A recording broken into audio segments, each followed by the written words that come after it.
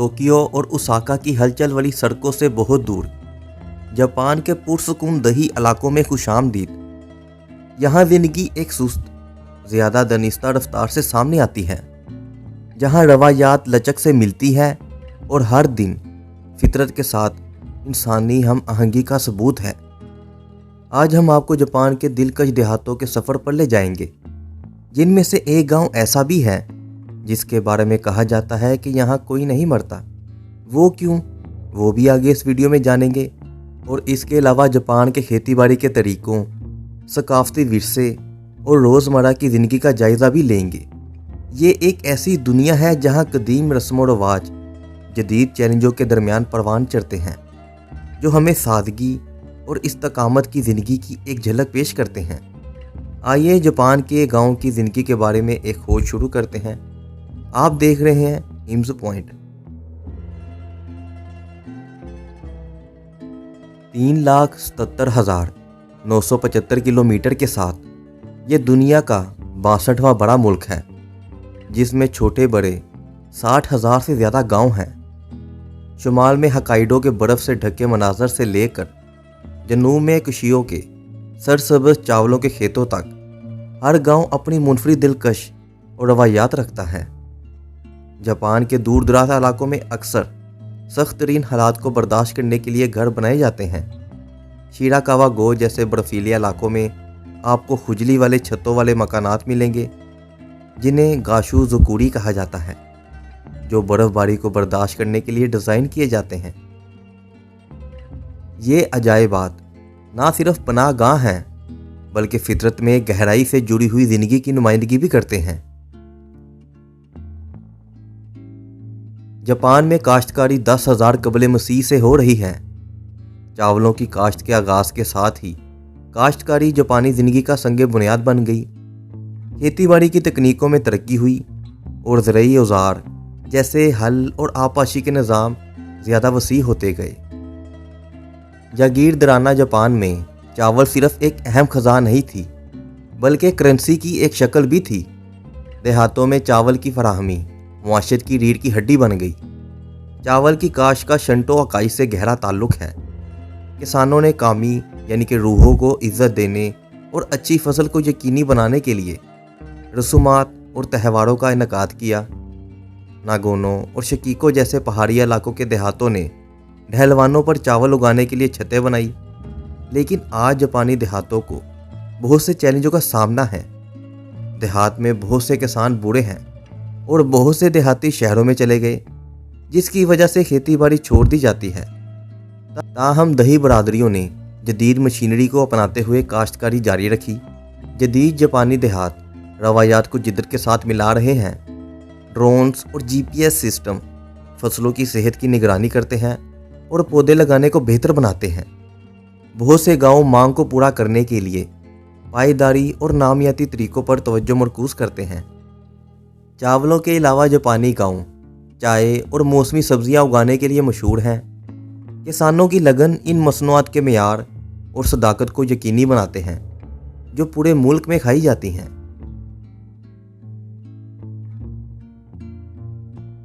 सोमो रेसलिंग ये जापान का कौमी खेल है, जिसकी जड़ें शंटो रसूमात और देहाती ज़िंदगी की गहरी बुनियादों में पेवस्त हैं। जापानी देहातों में ये खेल ना सिर्फ जिस्मानी ताकत का मज़हर है, बल्कि देहाती तहज़ीब के लिए रूहानी अहमियत भी रखता है। तकरीबन 1500 साल पहले देहाती बरादरियों में सोमो को देवताओं की तफरीह और अच्छी फसल की दुआओं के तौर पर अदा किया जाता था। फसलों की कटाई के मौसम में देहातों के बीच मैदानों में सोमो मुकाबले मुनक्किद होते थे, जिनका मकसद ना सिर्फ जिस्मानी ताकत का मुजाहरा करना था, बल्कि कम्युनिटी को जोड़ना भी था। सोमो पहलवान, जिन्हें रेक्शी कहा जाता है, सख्त तरबियती असूलों की पैरवी करते हैं, जो जापान के देहाती नज़्बो ज़ब्त की अक्कासी करते हैं। वो अपनी ज़िंदगी को देहातों के सादा मगर मजबूत तर्ज ज़िंदगी के साथ जोड़ते हैं, जहाँ खुराक और सख्त मुशक्क़त एक अहम किरदार अदा करती है। आज भी सोमो रेसलिंग जापानी सकाफत और दही विरसे की एक अलामत है, जो कदीम रसूमात, देहाती रवायात और जदीद ज़िंदगी के दरमियान एक पुल का काम करती है। اسی کے ساتھ اب ہم چلتے ہیں جاپان کے کچھ خوبصورت گاؤں کی سیر پر، جن میں سے ایک گاؤں ایسا ہے جس کے بارے میں محاورتاً کہا جاتا ہے کہ یہاں پر کوئی نہیں مرتا، کیونکہ یہاں پر لوگوں کی ایوریج ایج 100 سے لے کر 150 سال تک ہوتی ہے۔ تو چلیں اپنے پہلے گاؤں انکورا گاؤں کی طرف۔ یہ ایک چھوٹا سا دلکش گاؤں ہے جو یونیسکو کے عالمی ثقافتی ورثے کی سائٹ ہے اور اپنے روایتی گاشو زکوری فارم ہاؤس کے لیے مشہور ہے۔ گاشو کا مطلب جاپانی میں دعا ہے۔ یہ گاؤں سرسبز پہاڑوں سے گھرا ہوا ہے اور جاپان کے دہی ماضی کی ایک جھلک پیش کرتا ہے۔ یہ گاؤں 400 سال پرانا ہے۔ یہ گاؤں ایک ویران وادی میں قائم کیا گیا تھا جو بیرونی اثرات سے محفوظ پناہ گاہ فراہم کرتا تھا۔ گاشو زکوری کے مکانات۔ یہ مکانات جو تقریباً 300 سال سے زیادہ پرانے ہیں، خطے میں شدید برف باری کو برداشت کرنے کے لیے بنائے گئے تھے۔ ان کی کھڑی چھتیں برف کو جمع ہونے سے روکتی ہیں اور 1995 میں اس گاؤں کو یونیسکو کے عالمی ثقافتی ورثے کے طور پر نامزد بھی کیا گیا تھا۔ یہ گاؤں سرسبز پہاڑوں اور چبوترے والے چاولوں کے کھیتوں کے پس منظر میں قائم ہے، جو ایک پوسٹ کارڈ کے لیے کامل زمین کی تزئین کی تخلیق کرتا ہے، خاص طور پر خزاں کے پودوں اور موسم سرما کی برف باری کے دوران۔ یہ گاؤں جاپان کی کیپٹل سٹی سے 350 کلومیٹر دور ہے۔ یہ گاؤں جاپان کے ہلچل سے بڑے شہروں سے ایک پرسکون فراور ہے، جو دیہی علاقوں کے دل میں ایک لازوال تجربہ پیش کرتا ہے۔ اس کی تاریخی اہمیت اور قدرتی خوبصورتی اسے جاپان کے ثقافتی ورثے کو تلاش کرنے کے خواہشمند افراد کے لیے ایک لازمی مقام بناتا ہے۔ اسی کے ساتھ چلتے ہیں ایک ایسی جگہ کی سیر پر جہاں کے لوگ مرتے ہی نہیں، اوکیناوا۔ اوکیناوا ایک جاپانی پریفیکچر ہے جو تائیوان اور جاپان کی سرزمین کے درمیان مشرقی بحیرہ چین میں 150 سے زیادہ جزائر پر مشتمل ہے۔ اس میں بہت سے چھوٹے گاؤں بھی ہیں۔ اوکیناوا نے دوسری جنگ عظیم کے دوران، خاص طور پر 1945 میں اوکیناوا کی لڑائی کے دوران خاصی تباہی کا سامنا کیا۔ جنگ کے بعد امریکی فوجوں نے اوکیناوا پر 1942 تک قبضہ کیا، پھر اسے واپس جاپانی کنٹرول میں دے دیا گیا۔ گاؤں سرسبز و شاداب پہاڑوں اور سمندروں سے گھرا ہوا ہے، جو ایک پرسکون اور آلودگی سے پاک ماحول پیش کرتا ہے۔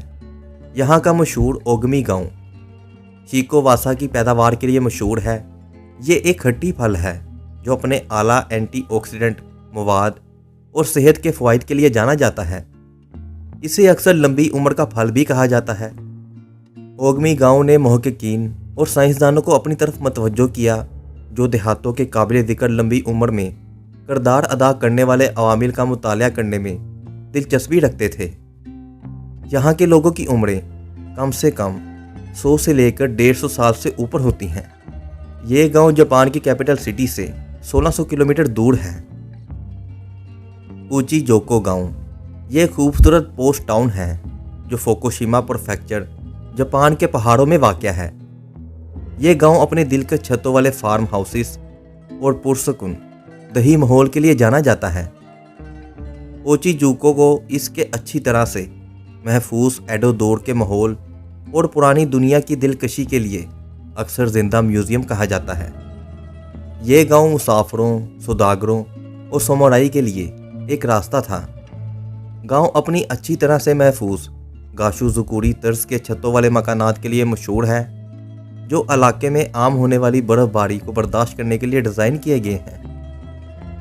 یہ مکانات جو کبھی مسافروں کے لیے آرام کے لیے استعمال ہوتے تھے، اب خاندانی طور پر چلنے والے گیسٹ ہاؤسز اور ریسٹورنٹ کے طور پر کام کر رہے ہیں۔ اوچی جوکو کی روایتی چھتوں والی عمارتوں، موچی پتھر کی گلیوں اور لکڑی کے سرایوں کے تحفظ مہمانوں کو ایڈو دور کے دوران زندگی کی ایک جھلک پیش کرتے ہیں، جس کی وجہ سے گاؤں ایک زندہ ٹائم کیپسول کی طرح لگتا ہے۔ یہ گاؤں خاص طور پر اپنے دلکش موسم سرما کے مناظر کے لیے مشہور ہے۔ بلندوں والا پہاڑوں اور برف سے ڈھکے درخت پریوں کی کہانیوں جیسا ماحول بناتے ہیں، جو پورے جاپان اور اس سے باہر سے آنے والوں کو اپنی طرف متوجہ کرتے ہیں۔ یہ گاؤں جاپان کی کیپٹل سٹی سے 280 किलोमीटर दूर है। ओशिनो गांव, ये एक छोटा दिलकश जो माउंट फूजी के शानदार नज़ारे पेश करता है। गांव अपनी कुदरती खूबसूरती, पुरसुकून माहौल और सकाफती अहमियत के लिए मशहूर है। ओशिनो गांव की एक तारीख है जो माउंट फूजी और इलाके के कुदरती चश्मों से गहरी जुड़ी हुई है। तारीखी तौर पर यह एक कदीम आतिशफशा झील का हिस्सा था जो सूख गई और ज़रख़ेज़ ज़मीनें और कुदरती चश्मों को पीछे छोड़ गई। ये गांव शंटो और बुद्ध मत की इबादतगाह का मुकाम रहा है, क्योंकि ज़ाहिरीन माउंट फूजी की तरफ जाते हुए इस इलाके का दौरा करते हैं। ओशिनो हाकी चश्मों की रूहानी अहमियत है। पानी को मुकद्दस और खाली समझा जाता है। 20वीं सदी में ओशिनो ने अपनी रवायती फ़न तमीर, कदीम पानी के चश्मों और माउंट फूजी से कुर्बत की वजह से एक सियाहती मुकाम के तौर पर अहमियत हासिल की और 2013 में इसे यूनेस्को के आलमी सकाफती विरसे में शामिल कर लिया गया। ओशिनो माउंट फूजी पर इंतहाई दिलकश नज़ारे हैं जो दुनिया भर के फ़ोटोग्राफरों और फितरत से मोहब्बत करने वालों को अपनी तरफ मतवज्जो करते हैं। गांव में छतों वाले मकानात, पानी के पहिए और लकड़ी के पुलों के साथ अपनी रवायती दिलकशी बरकरार रखी है, जो जापान के दही माजी की एक झलक पेश करता है। ये गांव जापान की कैपिटल सिटी से तकरीबन 100 किलोमीटर दूर है। नाराई-जोकू, इस गांव को अक्सर हज़ारों सराहों का कस्बा कहा जाता है, क्योंकि इसकी हलचल बड़ी तारीखी मुसाफरों के लिए आरामगाह के तौर पर काम करती है। कस्बा अपनी लकड़ी की सनत की वजह से खुशहाल हुआ, जो तामीरात के लिए आला मियार की लकड़ी फराहम करता था, ख़ास तौर पर मंदिरों और मज़ारात के लिए। बहुत से तारीखी कस्बों के बरक्स नाराई-जोको ने अपने एडो दौर की तवज्जो को बरकरार रखा है। लकड़ी के टाउन हाउसेस और तंग गलियों को एहतियात से महफूज किया गया है, जो ज़ाहिरीन को जापान के माजी की झलक फराहम करता है। पहाड़ों से घिरा ये गांव दिलकश नज़ारे बनाता है जो तारीख के शाहकीन और सियाहों को मैसूर कर लेता है। ये गांव जापान की कैपिटल सिटी से 270 किलोमीटर दूर है। नाराई-जोको जापान के एडो दौर के विरसे के जिंदा सबूत के तौर पर खड़ा है, जो इसे तारीख के शाहकीन और रवायती जापान को तलाश करने के ख्वाहिशमंद मुसाफरों के लिए एक लाजमी दौरा बनाता है। हमने आज जापान के दही इलाकों का एक शानदार सफ़र किया, जहां माजी की रवायात और जदीदियत का खूबसूरत इम्तियाज दिखाई देता है। ये गांव अपनी मुनफरिद तारीख, सकाफत और फितरत के दरमियान हम आहंगी ज़िंदगी की झलक पेश करते हैं। ओकिनावा के लंबी उम्र के राजों से लेकर ओशिनो गांव के शफाफ चश्मों तक हर जगह ने हमें एक मुनफरिद कहानी सुनाई। ये गांव सिर्फ मकामात नहीं, बल्कि जापानी रूह के अनमोल पहलू हैं, जो हमें सादगी, हम आहंगी और इस्तकामत का सबक देते हैं। जापान के दही ज़िंदगी की इन रंगीन पहलुओं को देखकर हम सब ये सोचने पर मजबूर होते हैं कि रवायात और तरक्की एक साथ कैसे चल सकती है। आपका हमारे साथ ये खूबसूरत सफ़र करने का शुक्रिया। अगर आपको वीडियो पसंद आई है तो इसे लाइक करें, अपने ख़यालात कमेंट में ज़रूर शेयर करें और मज़ीद दिलचस्प सफ़री कहानी के लिए हमारे चैनल इम्स पॉइंट को सब्सक्राइब करें। अगली बार एक नई मंजर के साथ मिलेंगे। तब तक खुदा हाफिज़ और अपनी सकाफत और फितरत से जुड़े रहें।